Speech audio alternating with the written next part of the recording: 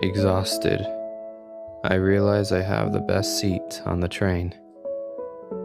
Inclining my head, I'm divined a view of you, tilting your head a second to the right, poking your right cheek with your tongue as though striking a heavy thought, tapping your screen with purposeful precision. You used to never have little games on your phone.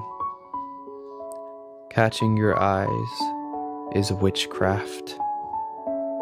The rest of the riders in their seats melt into the tunnel walls as you illuminate more each passing rhythmic beat. Tap, tap, tap, smile. I am undone.